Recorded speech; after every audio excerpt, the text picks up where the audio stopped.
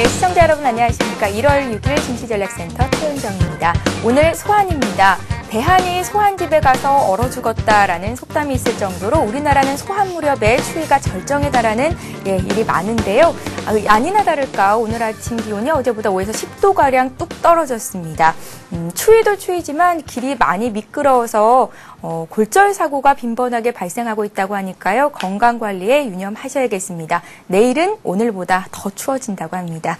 자, 연일 축보를 터뜨리며 코스피 지수가 장 초반에 2096포인트까지 올라서 사상 최고치를 다시 썼었는데요. 금융 지주사들이 오늘 급락하면서 코스피 하락 반전하기도 했었고 현재는 보합권에서 움직이고 있습니다. 2080선이 지지가 되고 있는데요. 저축은행 인수방침을 밝힌 것이 투자 심리를 다소 위축시키고 있는 겁니다. 반면에 어제 좀 주춤했던 조선주들이 강하고요. 현대기아차는 신고가를 나란히 오늘 또 다시 썼습니다. 잠시 뒤 시황센터 연결해서 자세한 내용들 확인을 해드리겠습니다. 자, 증시전략센터에서는 1부와 2부 시간 모두 여러분들의 종목을 상담해드리고 있습니다. 무료 문자 번호죠. 아래 나가고 있는 013-3366-0110번 이 번호로 참여하실 수 있고요. 이렇게 참여해주신 분들 중에서 저희가 두 분을 추첨해서 책 선물 드립니다. 시장을 이기는 심리투자 법칙, 대한민국 2030 지금 당장 주식 투자 시작하라 이렇게 두 권이 마련이 돼 있으니까요. 많은 참여를 부탁드리겠습니다. 또 1월 17일 월요일이죠. 서울경제TV에서 샘플러스 증권 전문가 방송을 시작합니다. 다양한 전문가들이 시청자 여러분들의 성공 투자를 위해서 열심히 준비하고 있다고 하니까요. 이쪽에도 많은 관심을 부탁드립니다. 시장에 나와 있는 이슈부터 정리를 하겠습니다. 시황센터 연결합니다. 네, 시황센터입니다. 코스피 지수가 사상 최고치를 경신한 이후에 보합권으로 내려왔습니다. 오늘 개장과 동시에 2096포인트까지 오르기도 했는데요. 간밤 뉴욕 증시가 경기지표 호조로 상승 마감한 영향을 국내 증시 그대로 이어받으면서 오늘 출발은 빨간불 켜면서 출발했습니다. 하지만 장중 기관이 매도로 흐름을 바꾸면서 이 시각 코스피는 보합권 내에서 혼조 움직임 이어가고 있는데요. 먼저 이 시각 코스피 흐름부터 살펴보겠습니다. 현재 코스피는 0.3포인트 하락한 2082포인트 기록하고 있습니다. 오늘 출발은 2094포인트로 11포인트 상승 출발했습니다. 이후 상승폭을 높여가면서 장 초반에 2096포인트까지 오르며 사상 최고치 또다시 경신했는데요. 하지만 장 초반 매수로 대응하던 기관이 매도로 흐름을 바꾸면서 코스피 상승폭을 줄이며 2075포인트까지 하락하기도 했습니다. 하지만 이 시각 다시 다시 상승세 보여주면서 현재 코스피 지수는 어제 종가 부근의 횡보 움직임 이어가고 있습니다. 이러한 지수의 흐름 수급 내용으로 살펴보겠습니다.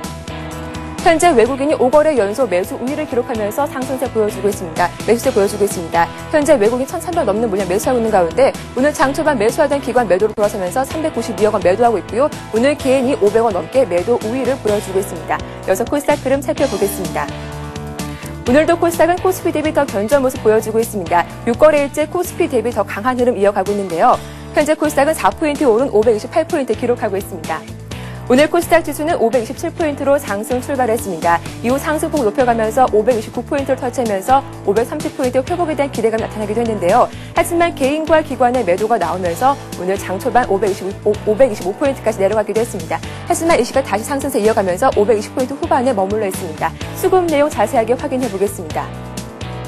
현재 외국인이 194억 원 매수 우위를 보여주고 있습니다. 이 시각 개인과 기관 동반 매도로 대응하면서 개인이 110억 원, 기관이 53억 원 매도 포지션 취하고 있습니다. 이어서 환율 흐름도 살펴보겠습니다. 어제 반등을 시도했던 원달러 환율이 하루 만에 하락하고 있습니다. 현재 환율은 2월 20전 하락한 1,123원을 기록하고 있는데요. 오늘 환율은 역의 환율 하락분을 반영하면서 1,124원에 출발했습니다. 이후 낙폭을 조금 더 키우는 모습인데요. 간밤 미국 증시에서 발표된 각종 경기 지표가 호조를 띠면서 경기 회복에 대한 기대감으로 위험자산 거래가 선호되고 있기 때문인데요. 게다가 국내 증시가 견고한 흐름을 이어가면서 외국인의 순매수세 지속되면서 원달러 환율 하락 압력을 받고 있는 것으로 풀이됩니다. 하지만 1,120원대 초반은 지지할 것으로 전망되고 있다는 점 참고하시기 바랍니다. 이어서 특징 테마주 살펴보겠습니다. 어제 삼성이 올해 최대 규모인 43조 원을 투자한다고 밝히면서 삼성그룹주 동반 상승하고 있습니다.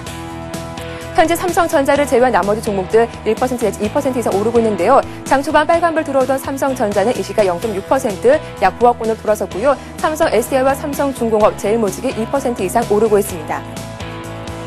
이렇게 삼성이 공격적인 투자 나서자 수혜를 입을 것으로 기대되는 종목들 AM OLED 관련주 급등하고 있습니다. 관련 종목들 살펴보겠습니다. 현재 덕산 하이메탈이 8% 강세 보여주고 있고요. SFA가 5%, SNU가 4% 강세 보여주고 있습니다. 나머지 종목들도 강보합 내지 2에서 3% 강세 보여주고 있습니다. 하지만 금융주는 어제 이어서 소외받고 있습니다. 기관의 매도가 나오고 있는 가운데 부동산 프로젝트 파이낸셜 부실로 어려움을 겪고 있는 저축은행주를 인수하겠다고 밝히면서 오늘자 급락하고 있습니다. 차트상에 보이는 모든 종목들 파란불이 들어온 모습인데요. 하나금융지주가 4% 급락하고 있고요. KB금융과 우리금융 3% 이상 약세 보여주고 있습니다. 외환은행도 1.7% 이상 떨어지고 있습니다. 반면 저축은행주는 무더기 상한가를 기록하고 있습니다. 4대 금융지주사사에 피인수될 것이라는 기대감이 나타나고 있기 때문인데요. 현재 솔로몬 저축은행과 진흥저축은행, 서울저축은행이 가격 제한폭까지 오르면서 상한가 기록하고 있습니다. 한국저축은행과 제일저축은행도 11% 강세 보여주고 있고요. 푸른저축은행도 4% 강세 보여주고 있습니다. 마지막으로 남북경협주 살펴보겠습니다. 어제 북한이 남북 당국 간 대화를 제안한다는 소식에 남북경협주 오늘장 상승세 이어가고 있는데요. 로만손과 남해화학, 에머슨 퍼시픽이 3% 나란히 오르고 있고요. 좋은 사람들도 4.9% 강세 보여주고 있습니다. 네, 지금까지 이 시각 시장 상황 살펴봤습니다. 예, 코스피 지수가 어제보다 조금 밀리기는 하는데요. 그래도 5일선은 탄탄하게 지지가 되고 있습니다. 코스피가 2082선, 코스닥은 강보합권으로 6거래일째 상승입니다. 자, 오늘 일부 시간 도와주실 두 분의 전문가를 소개하겠습니다. 싱크풀의 윤용식 비숍님 나오셨고요. 이트레이드증권의 정영훈 과장 자리하셨습니다. 안녕하세요. 안녕하십니까. 예. 자, 두 전문가의 종목 배틀을 시작해 보겠습니다. 먼저 비숍님께서 지금까지 들고 계신 종목들 어떤 종목들이 있는지 화면을 통해서 확인을 해드리겠습니다. 네, 현재 비숍님께서는 5가지 종목을 들고 계십니다. 저 아래 보이는 셀트리온 제약이 오늘 0.7% 다시 오르는데요. 현재 나가고 있는 수익률은 어제 종가 기준이고요. 이제 5종목이 모두 플러스 수익을 내고 있습니다. 현대증권이 17%가 넘는 수익을 기록하고 있고요. 코오롱건설 같은 경우에 11월 25일에 매수를 했었죠. 이제 10% 가까운 수익으로 다가가고 있습니다. 그 밖에 글로비스와 대한제강 역시 5% 이상의 좋은 상승 흐름을 보여주고 있습니다. 자, 비숍님께서 오늘 매도하실 종목이 있으시다고 하는데요. 삼성테크인입니다. 생각했던 대로 주가 흐름이 나오지 않아서 탄력적인 흐름을 보이지 않았기 때문에 매도하시겠다라는 말씀이시고요. 우리가 매수한 가격은 103,500원이었는데 이쯤에서 자르시겠다는 말씀이십니다. 자, 비숍님의 종목 5종목 있으시고 현대증권이 가장 두각을 나타내고 있습니다. 어떤 종목 다시 살펴볼까요? 네, 한 3개 정도 살펴보도록 하겠습니다. 증권이야 뭐 지금 시장 자체가 1월 달에 지금 알고 계셔야 됩니다. 1월 달에는 이제 어차피 숨 고르기가 있는 때고요. 우리가 그걸 뭐 내자로 표현하면 지지부진하다 이렇게 표현을 합니다. 그 대신 개별주가 좀 치고 올라오는 그런 흐름이 보일 것으로 보이고요. 그러나 전체적으로는 시장은 2천 넘어서 안착하고 올라가는 흐름이라고 보시면 맞겠습니다. 예. 따라서요, 이런 시기에 증권을 우리가 빼놓고 얘기할 수가 없기 때문에 현대증권 같은 경우에는 계속 좀 몰고 나가려고 합니다. 차트를 잠깐 보시면요, 무난하게 오르고 오늘 또 조정도 받고 이렇게 하고 있습니다만은 천천히 올라가면서요, 계속해서 수익을 끌어올려서 올해는 전반적으로 좀 짧게 먹고 빠지기보다는 이런 식으로 좀 바닥을 잡을 수 있는 기회가 연말 연초니까 잡으셨으면 쭉 끌고 가는 이런 흐름이 좋을 것 같다는 판단을 하고요. 두 번째로는 코롱건설입니다. 중소형 건설주들에 대한 햇볕이 다시 들 것이다라고 보고 있고요. 계룡건설, 코롱건설, 태영건설 등등 주목을 하고 있는데 그중에 한 종목이 되겠고요.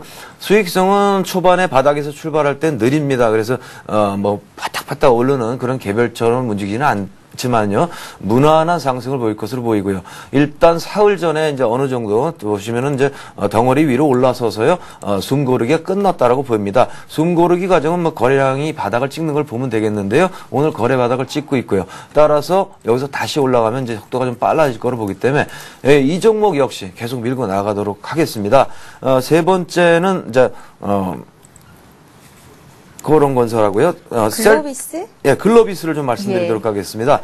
글로비스는 이제 현대건설하고요. 글로비스가 저는 개인적으로는 이제 우리 저랑 회원들 가장 많이 갖고 있는 종목이 되겠습니다. 그래서 현대건설을 현대차가 인수를 하게 되면 당연히 글로비스가 수혜를 입게 되고요. 물동량이 늘어나서 수혜를 받을 뿐만 아니라 또 이제 지분이 넘어가는 과정에서 또 하나의 역할을 할 수 있는 게 글로비스이기 때문에 수혜를 볼 거다라고 보고요. 향후에 멀리까지 보는 베팅을 하고 있는데 있는데 현재 보시면은 쭉 어제 끌어올리고요. 오늘 숨고르기를 하고 있습니다. 차트도요. 상당히 좋습니다. 뭐 띠를 매듯이 우리가 드래곤 플라이라고 하는 그런 패턴의 차트 형태를 만들면서 오늘 어떤 그 캔들스틱을 만들어 놨는데요. 이렇게 조정을 한다는 건 강하다는 뜻이고요.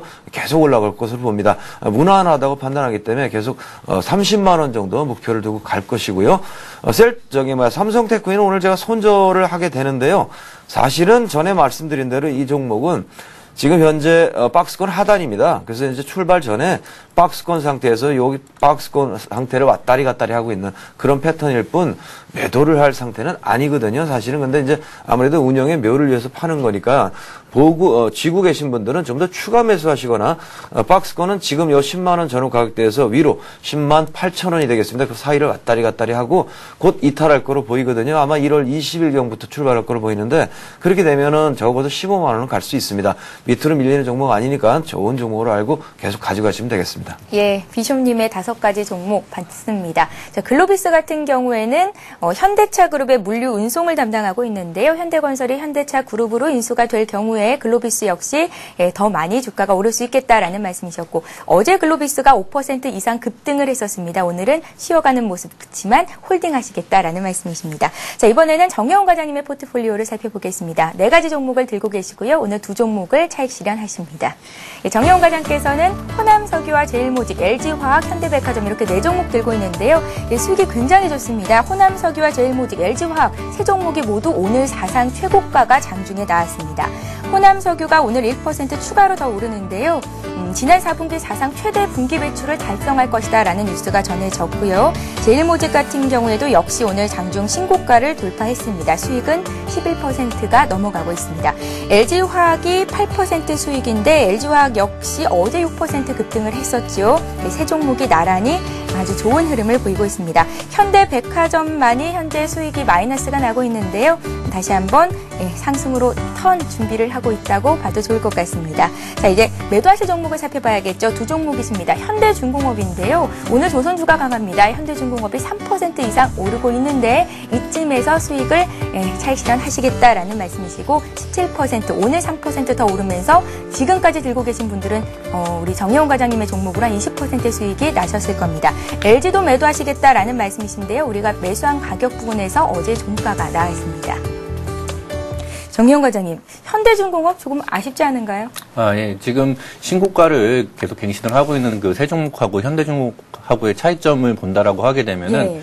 호남석유라든지 아니면 LG화학 같은 그런 종목들은 2010년도에 그 상당히 상승률이 높았었던 그 기아차, 현대차와 더불어 가지고서 주도주로서의 그 역할을 다했던 그런 종목들인데요. 그럼 화학주하고 자동차주들 같은 경우가 그 어제서부터 이제 신고가를 내면서 올라오기 시작을 했고요. 그다음에 12월 달서부터 많이 상승을 했었던 이제 중공업이라든지 아니면 건설이라든지 그 금융주들 같은 경우가 이제 어느 정도 차익 실현 매물들이 나오는 그런 단계가 되지 않았나라고 생각을 해가지고서 차익 실현을 했는데요.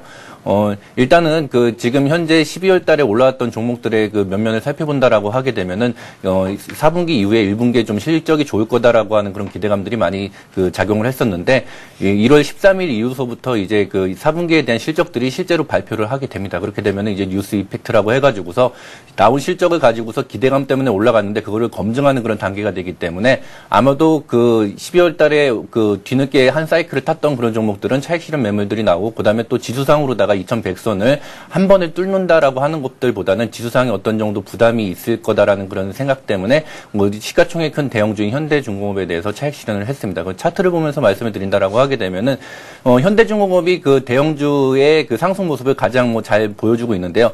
한 단계 올라선 다음에 그 2주 정도 그 박스권으로다가 횡보를 하는 이런 모습들을 보여줬습니다. 마찬가지로다가 이제 그 호남석유를 보여드릴 텐데요.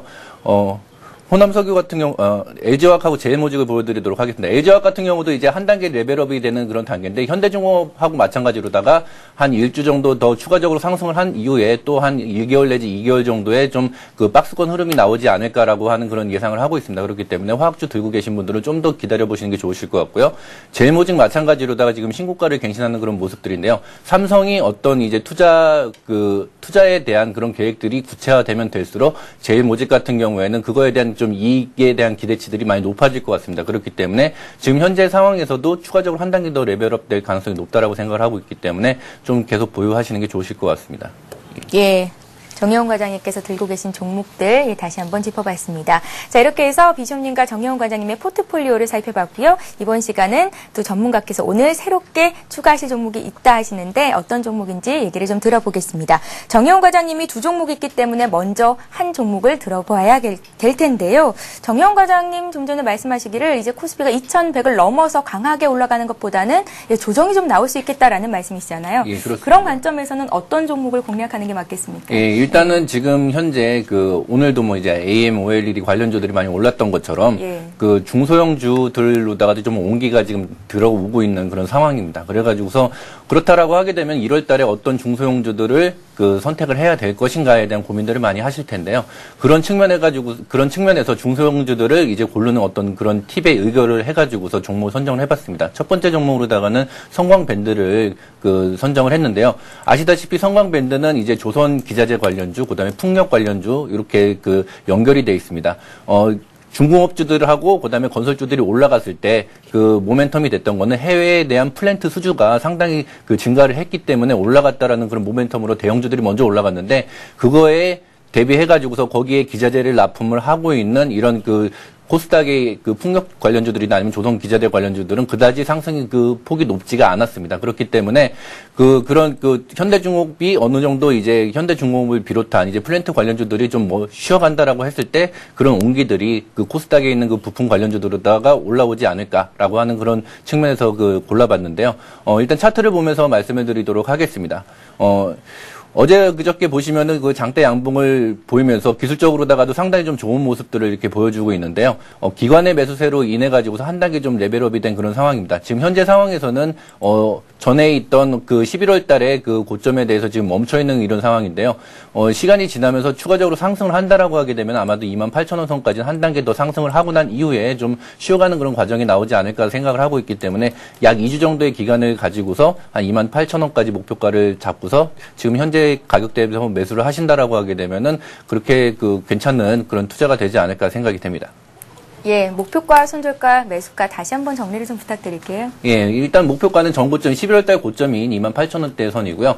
그리고 손절가는 이제 24,000원 정도로다가 해가지고서 60일선이 지금 21선하고 121선이 있는 그 정도 선을 손절선으로 잡으시면 될 것 같은데요. 일단은 코스닥 시장이 조금 더 강할 거다라고 생각을 하고 있기 때문에 손절 구간에 너무 연연하지 마시고서 전고점 부근에 한 번 더 간다라고 생각을 하시고서 매수를 하신다라고 하기에는 괜찮으실 것 같습니다. 예, 이제는 탄력이 좋을 만한 중소형주를 봐도 좋을 만한 시점이다라는 관점에서 성광밴드를 들고 나오셨는데요. 조선 풍력 기자재 관련주라고 볼 수가 있습니다.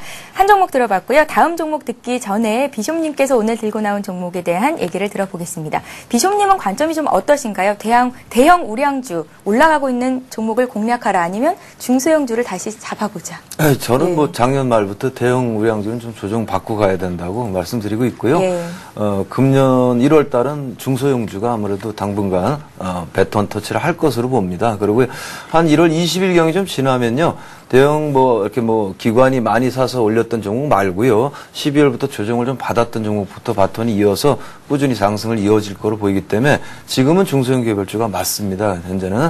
그래서 그 관점으로 리노공업 가지고 왔습니다. 동사는 저평가된 우량주로 보고 있고요. 반도체 장비, 테스트 핀이라든가 이런 쪽의 실적도 괜찮고요.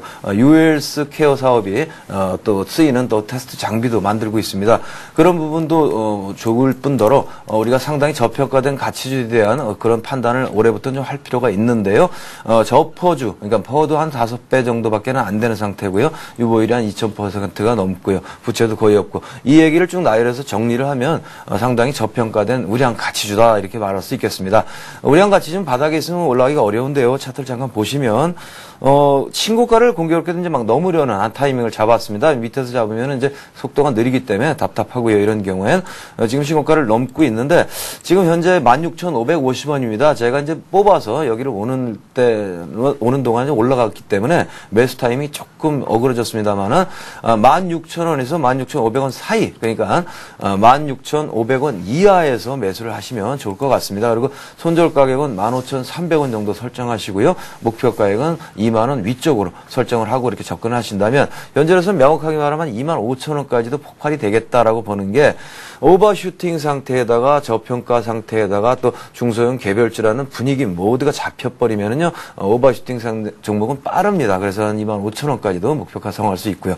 그런 타이밍으로 들어가실 수 있도록 이렇게 추천을 해드리도록 하겠습니다. 예, 리노공업이 최근 4거래일간 주가가 많이 올랐기 때문에 지금 거래되고 있는 가격이 아니라 16,000원에서 16,500원 선까지 주가가 조금 더 내려왔을 때 사보자라는 말씀이시고요. 잘만 간다면 목표가를 25,000원까지 설정해 볼 수 있겠다라는 말씀이셨습니다. 자, 비쇼님의 종목 봤고요. 이번에 정혜원 과장님의 한 종목 더 보겠습니다. 최근에 코스닥이든 코스피든 상장한 종목들이 굉장한 주목을 받고 있는데요. 이번에 말씀하실 종목이 최근에 상장한 신규 종목이라고요. 예. 그 KTS 종목을 가지고 왔는데요. 그 가장 요 근래에 많이 올랐었던 종목들이 그 박근혜 관련 대선주들뿐만 아니라 이제 한전산업이라든지 액트 같은 그런 신규 상장 종목에 대한 그런 매기들이 많이 있었습니다. 그런 그 종목들이 올라가게 되는 그런 이유들, 그리고 그 최근에 상장했던 이제 뭐 두산 엔진이라든지 아니면은 인텍프레스 같은 그런 그 알지도 못하던 기존의 이제 투자자들이 좀 낯설어하는 그런 종목들에 대한 상승률이 높은데요. 그 이유는 지금 현재 투자자들이 그 중소형주를 투자를 한다라고 했을 때 기존에 있었던 어떤 그 종목들 같은 경우는 새로울 게 전혀 없는 그런 상황이고, 그렇기 때문에 그거에 대한 기대감들이 많이 떨어집니다. 하지만은 새로운 종목들에 대해서는 그 종목을 잘 알지 못하기 때문에 그 종목이 올라가면 올라갈수록 점점 관심들이 높아지면서 그 수급이 호전될 수 있는 그런 가능성들이 높은 종목들이기 때문에요.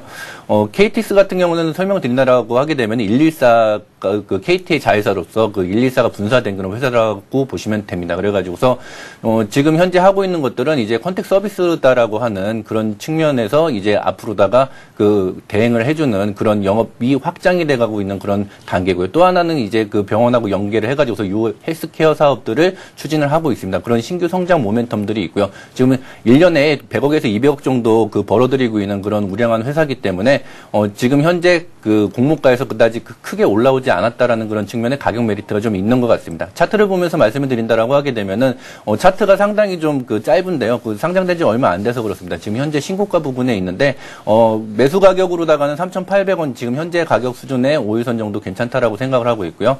매도 가격으로다가는 한 3,500원 정도로 손절을 잡으신다라고 하게 되면은 신고가를 갱신하고 올라간다라고 하게 되면은 아마도 한 5,000원 선까지는 무난하게 올라가는 그런 흐름이 보이지 않을까라고 생각을 하고 있고요. 아까도 말씀드렸다시피 실적이 발표가 된 이후에는 추가적인 좀 상승이 가능하지 않을까라는 그런 기대를 하고 있습니다.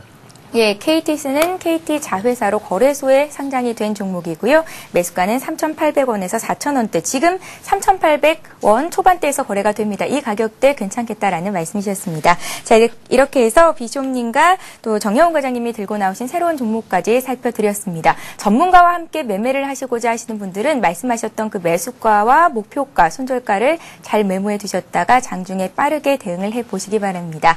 자, 오늘 목요일이죠. 정혜원 과장님과 비숍님이 나올 때는 항상 종목 상담이 빗발치고 있습니다. 상담을 해드리죠. 스타 Q&A 시간을 이어갑니다.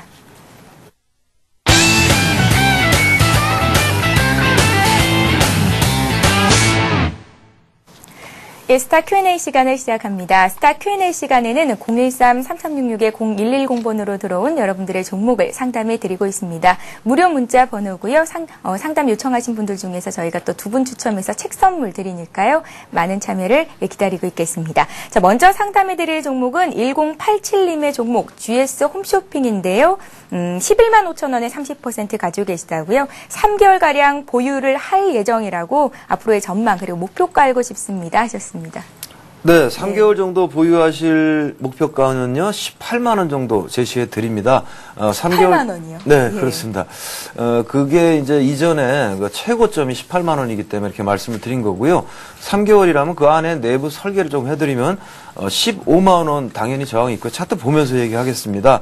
13만 원이 여기 이제 전고점이기 때문에 한번 저항이 있고요. 13만 원, 15만 원, 18만 원. 이 저항마다 흔들림이 있고 갈 겁니다. 흔들림의 사유는 뭐 종편 사업에 대한 리스크라든가 또 중소기업 제품 전용 뭐 홈쇼핑이 출범을 한다든가 그런 이야기들이 할 건데요. 아무래도 선도하던 이런 GS 홈쇼핑 같은 부분의 흔들림은 별로 그냥 약간 흔들리고 말지 크게 흔들릴 걸로 보이지는 않습니다. 그러니까 무엇보다 중요한 건 실적인데요. 좀 뭐 한두 달, 3개월 후면은 이제 3월 달 정도 정도 되기 때문에 어닝 시즌으로 넘어가기 때문에요. 실적이 상당히 좋은 것으로 알려지는 GS 홈쇼핑은 18만 원까지 가능할 것으로 봅니다. 이제 선택하셔야 될 건요. 그 저항선마다 끊었다가 또 살까? 아니면 그냥 묻고 갈까? 자기의 시간 여건에 따라 선택하시기 바랍니다. 예. 오늘 GS 홈쇼핑이 10% 급등합니다.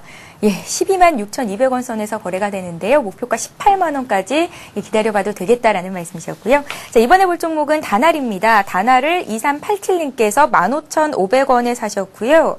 20% 가지고 계신데 시장은 좋은데 종목을 바꾸는 게 좋을지를 물어보셨습니다. 예. 예. 지금 뭐 보유 비중은 그렇게 크지가 않으니까요. 차트를 보면서 바로 말씀을 드리도록 하겠습니다. 예.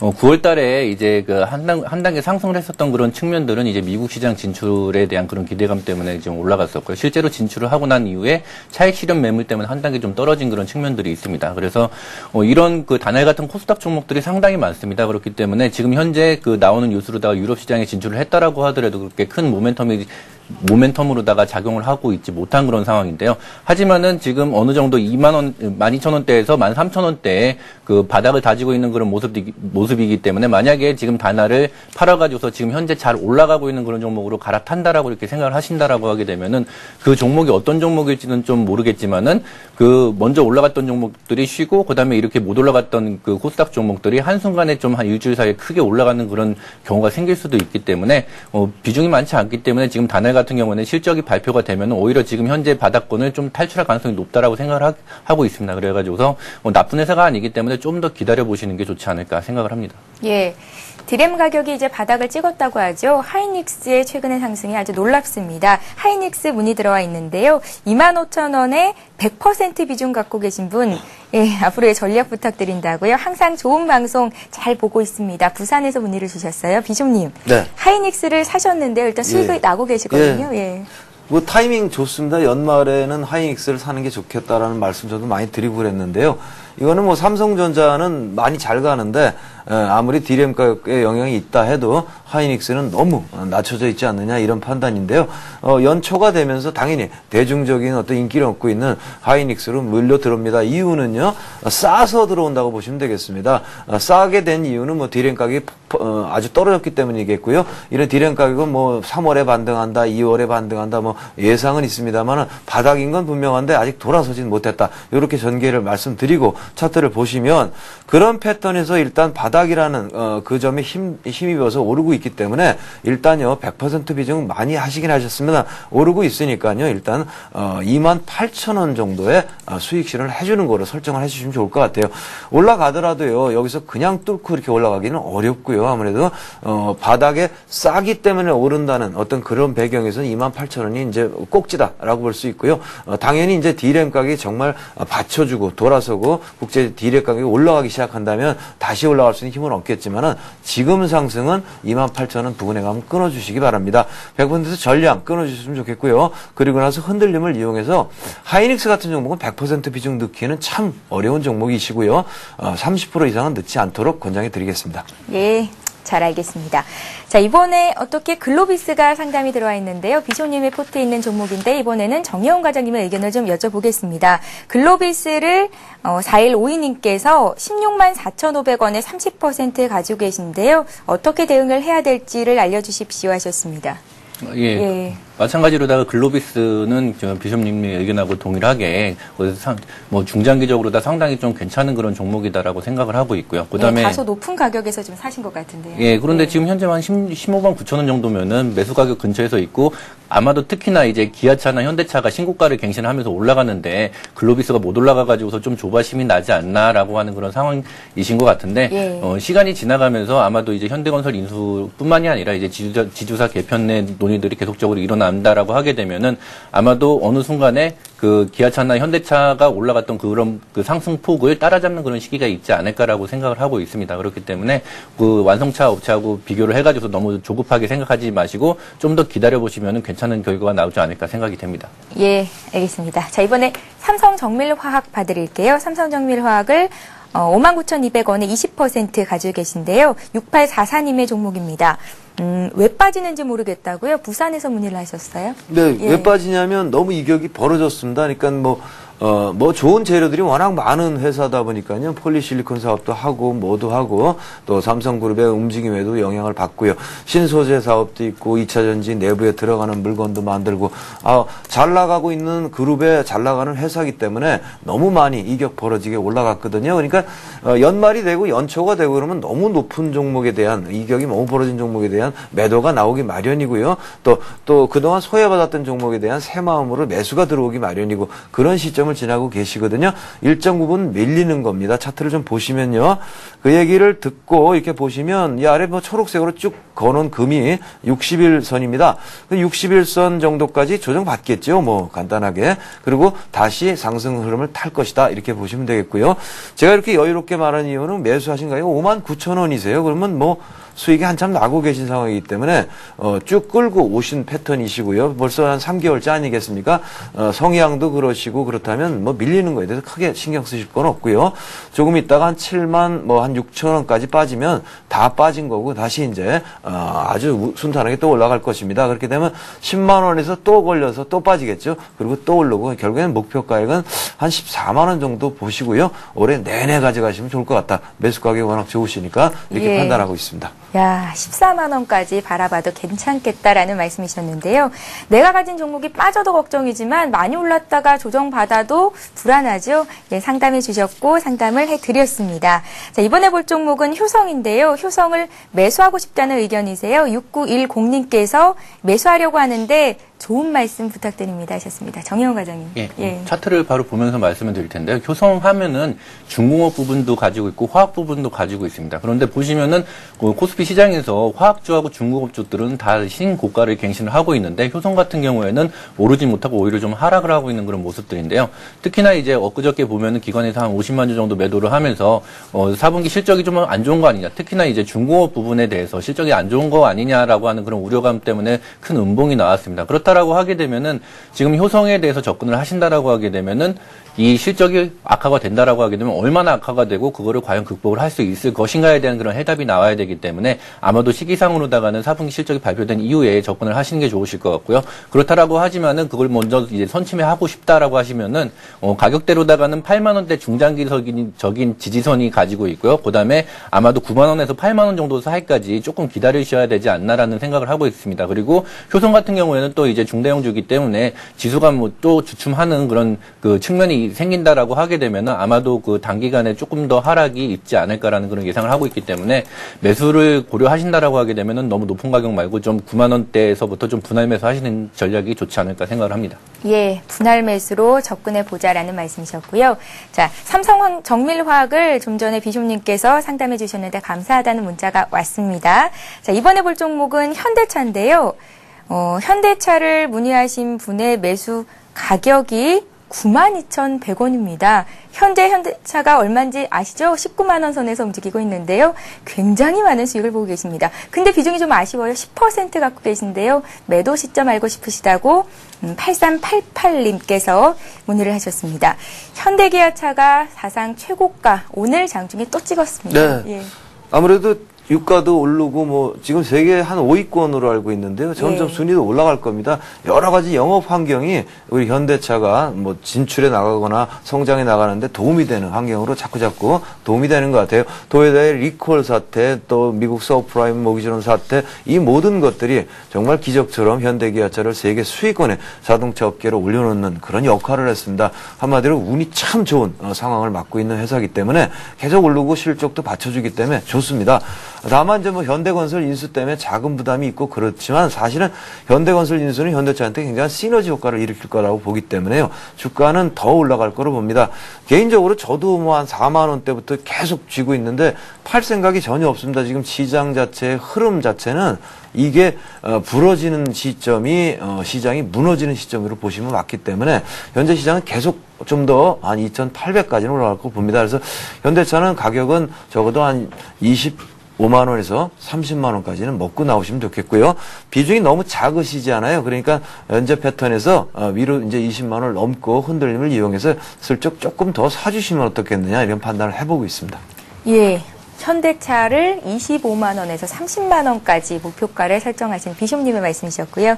자, 이번에는 도시가스 종목 보겠습니다. 대구도시가스를 13,000원에 사셨다고 하시고요. 비중은 30%, 2212님께서 말씀을 하셨습니다. 상장한 지 얼마 안 됐는데 상장하고 나서 점 상한가를 한 2번 정도 맞았었고요. 계속된 급등 이후에 어제 오늘 조정이 굉장히 큽니다. 오늘 거의 뭐 하한가 나왔죠. 하한가까지 내려가 있는데요.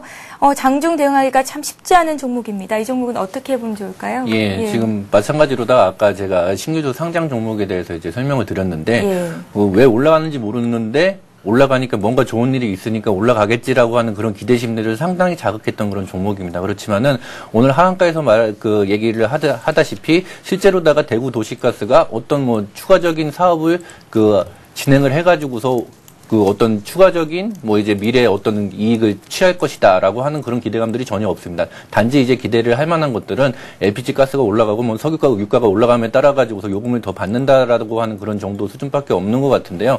그런 측면에서 이제 한전 산업하고는 이제 비교가 됩니다. 한전 산업 같은 경우에는 이제 실제로다가 자원을 개발을 해가지고서 미래에 어마어마한 부를 창출을 할 것이다라는 그런 기대감들이 있던 종목이기 때문에 지금 현재 대구 도시가스 같은 경우에는 차트를 보면서 말씀을 드리면은 거래가 일단 터졌던 부분들이 12월 29일 날 9,000원대입니다. 그렇기 때문에 아마도 지금 하락을 한다라고 하게 되면 아마도 9,000원대에서 다시 한번 거래가 될 텐데요.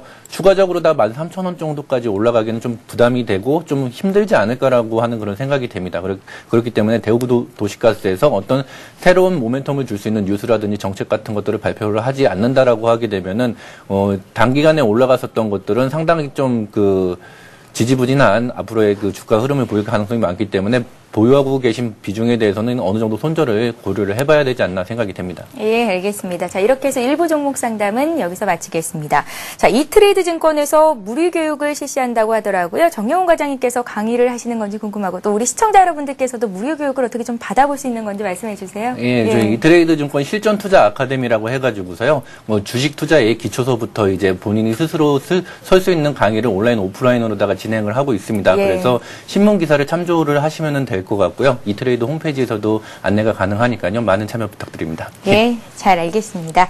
자, 이렇게 해서 일부 시간 도와주신 두 분의 전문가는 싱크풀의 윤용식 비숍님 그리고 이트레이드 증권의 정영훈 과장님이었습니다. 고맙습니다. 예, 잠시 전하는 말씀 듣고요. 주식 투자 시크릿 강의 시간이 이어집니다. 그리고 013-3366-0110번으로 여러분들의 종목 상담 신청은 계속해서 받고 있으니까요. 많은 참여를 기다리고 있겠습니다. 포스코 ICT 그리고 태광 등등의 종목들은 12시부터 시작되는 2부 시간에 상담해 드리도록 하겠습니다.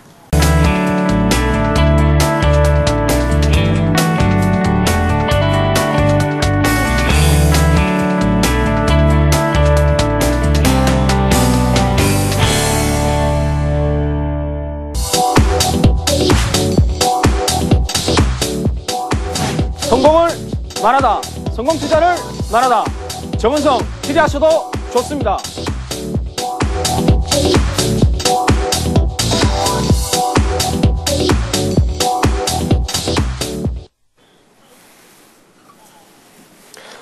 안녕하십니까. 주식투자 시크릿의 정은성입니다.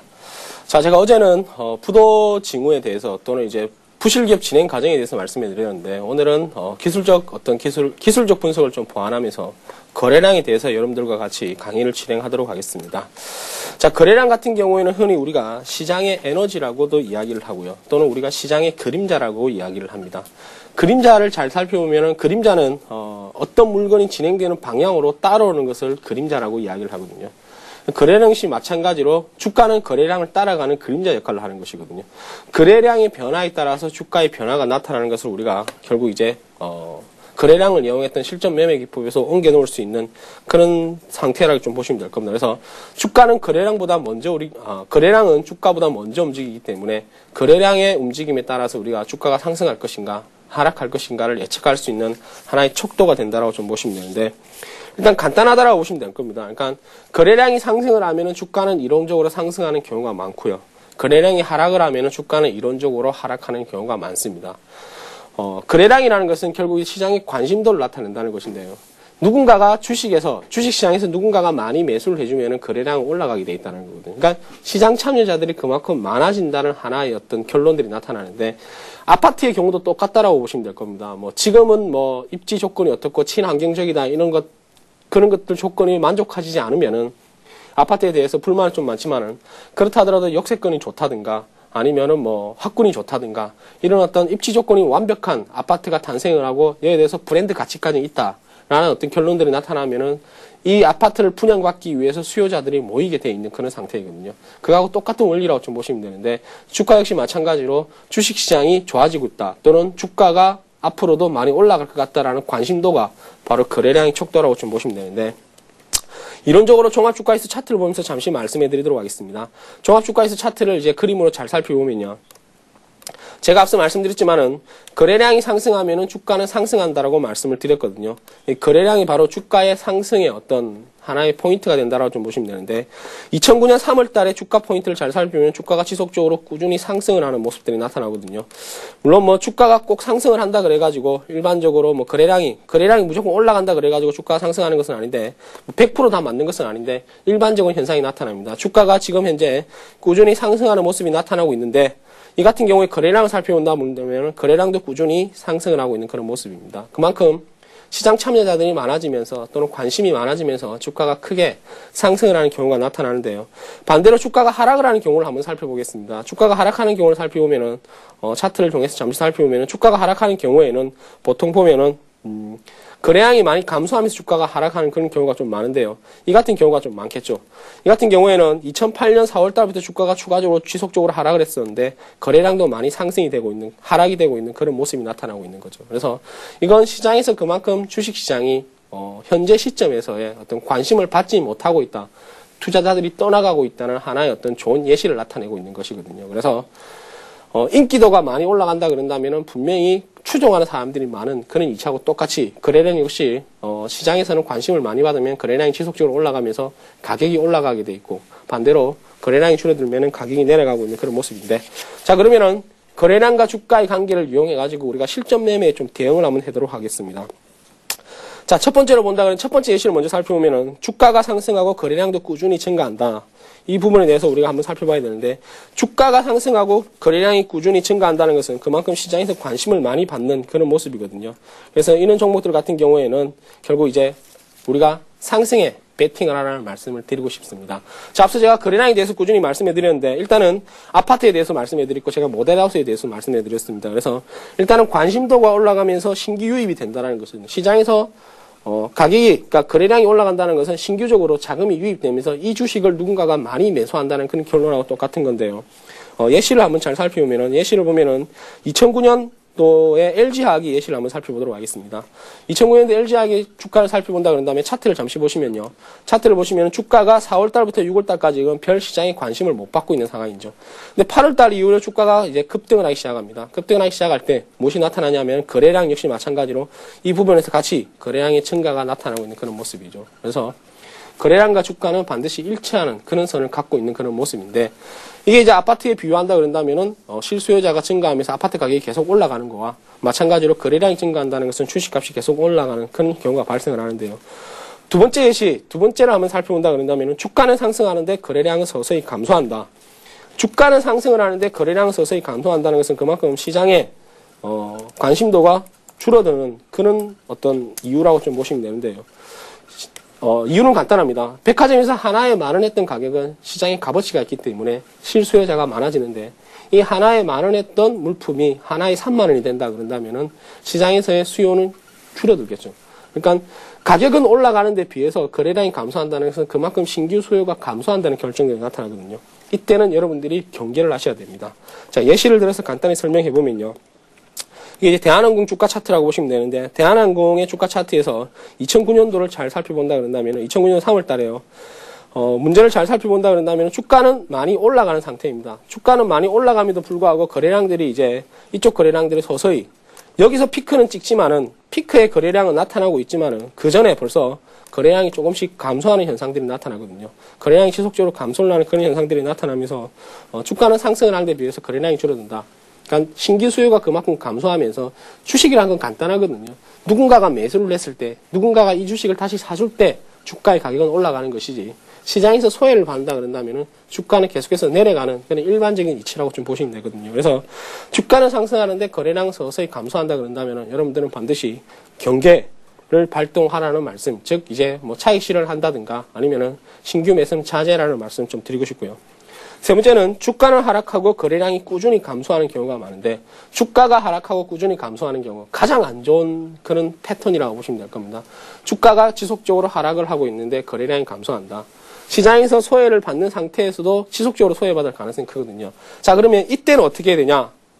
조심하셔야죠. 이때는 주가가 많이 하락한다 그래가지고 매수하는 것은 제가 볼 때는 좀 자제라는 말씀 드리고 싶은데, 주가의 바닥은 우리가 좀 예측을 할 수 없는 그런 모습이거든요. 그래서 이때는 흔히 이야기해서 우리가 조금 자제를 하라는 그런 말씀을 드리고 싶은데, 이 주가에 대해서 가장 호재성 발표가 나타날 때가 뭐냐 하면 주가가 싸다라는 것입니다. 그러니까 실적이 좋아짐에도 불구하고 주가가 싸다. 이것이 호재량 발표인데, 주가에서 가장 안 좋은 악재성 기사가 뭐냐 하면은 너무 많이 올랐다라는 것이 나타나거든요. 그럴 때 되면 이제 주가가 좀 많이 하락하는 경우가 많은데요.